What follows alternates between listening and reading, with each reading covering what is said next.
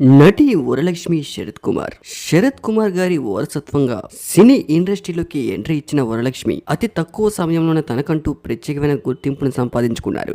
మొదట్లో హీరోయిన్ గా ఎంట్రీ ఇచ్చినా కూడా ఆ తర్వాత లేడీ క్యారెక్టర్ ఆర్టిస్ట్ గా విలన్ గా తనకంటూ ప్రత్యేకమైన గుర్తింపును సంపాదించుకున్నారు. ప్రస్తుతం తెలుగు తమిళ్లో చాలా సినిమాలు నటిస్తూ ఫుల్ బిజీగా ఉన్న వరలక్ష్మి శరత్ కుమార్ కొన్నాళ్ళ క్రితం ముంబైలో చాలా సింపుల్ గా ఎంగేజ్మెంట్ చేసుకున్నారు. అయితే పెళ్లి మాత్రం చాలా గ్రాండ్ గా చేసుకున్నారు. పెళ్లికి కేవలం ఫ్యామిలీ అండ్ ఫ్రెండ్స్ మాత్రమే ఇన్వైట్ చేశారు.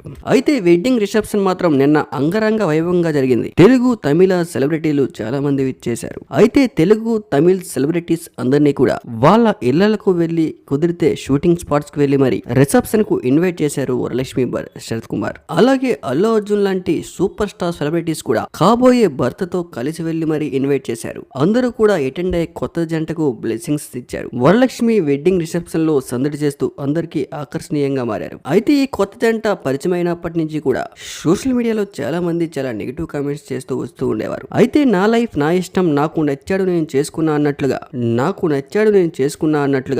నెగిటివ్ గా కామెంట్ చేసే ప్రతి ఒక్కరికి కూడా ఘాటుగా సమాధానం ఇచ్చేవారు వరలక్ష్మి శరత్ కుమార్. ఆమె తెలుగులో వీరసింహారెడ్డి సినిమాలో బాలకృష్ణకు చెల్లెలుగా నటించి రీసెంట్ గా తనకంటూ ప్రత్యేకమైన గుర్తింపు తెచ్చుకున్న సినిమా వీరసింహారెడ్డి లాంటి సినిమాలు చాలానే ఉన్నాయని చెప్పుకోవాలి. తెలుగు తమిళ్లో తన యాక్టింగ్ కి ప్రత్యేకమైన ఫ్యాన్ బేసే ఉంది.